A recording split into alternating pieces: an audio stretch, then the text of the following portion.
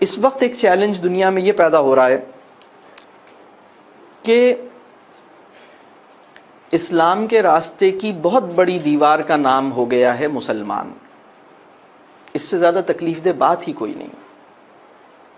آج کی دنیا میں اسلام کے راستے کی بہت بڑی دیوار کا نام ہے مسلمان. کیا مطلب ہوا اس بات کا؟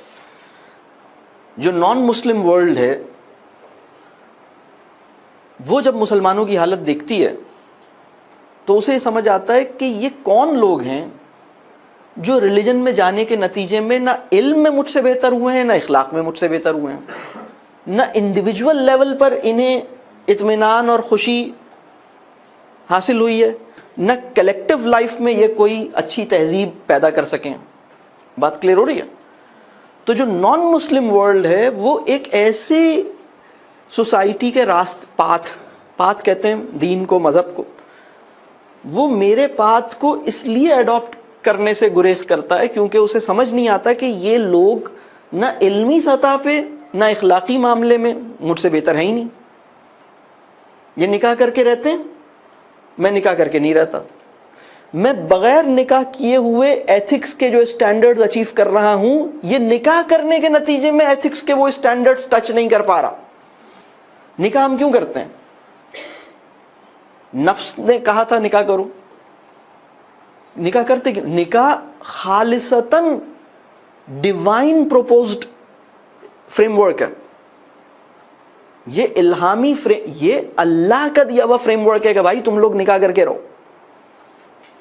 تو وہ سوسائٹی جو نکاح سے گریز کرتی ہے اور مذہب سے بیگانہ ہے، وہ ایک دوسرے کے ساتھ اگر ایتھکس کے کچھ سٹینڈرڈز مینٹین کرے اور نکاح کرنے والی سوسائٹی اس سے بھی نیچے کھڑی ہو جائے جا کر، تو یہ تو بہت تکلیف دہ بات ہے نا.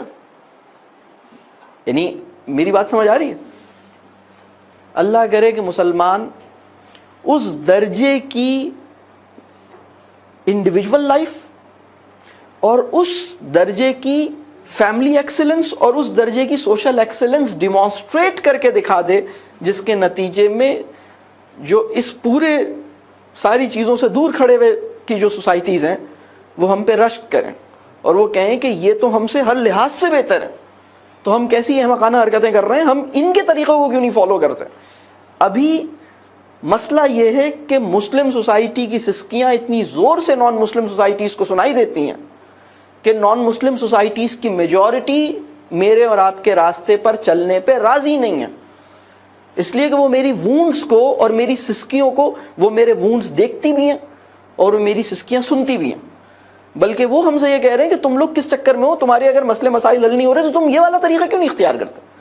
دے are actually in that position, کیونکہ ان کا خیال یہ ہے کہ ہم بہت ہی وہ بیچارے ہمیں دیکھ کے ترس کھاتے ہیں، ہائے بیچارے. آپ کو بتائے بات. تو ہمیں اپنے معاملات ٹھیک کرنے کی ضرورت ہے، ہمیں اپنی میرائٹل لائف کو خوبصورت بنانے کی ضرورت ہے، ہمیں اپنی فیملیز کو واقعی family should be must become the platform of happiness. It has to become, یعنی this is our religious obligation کہ ہم نکاح کے نتیجے میں بننے والے خاندان کو حقیقی معنوں میں ہیپینس میں بھی ان سے اوپر دکھا سکیں. یعنی ہم اپنی لائف سے ڈیمانسٹریٹ کر سکیں کہ نکاح کے نتیجے میں پیدا ہونے والی فیملی خوشی کی بھی اس سطح پہ کھڑی ہے جس پہ تم سوچ نہیں سکتے، اخلاق کی بھی اس مقام پر پہنچ گئی ہے جس کو تم تصور ہی کر سکتے ہو، ایکسپیرینس نہیں کر سکتے. سیلف لیسنس کے ان آئیڈیلز کو ٹچ کرتی ہے جس کا تصور نہیں کیا جا سکتا. بات واضح ہو رہی ہے؟ لیکن اس وقت کی مسلم سوسائٹی میں جو فیملی لائف ہے اور میرائٹل لائف ہے، یہ اس جگہ پر نہیں پہنچی ہے.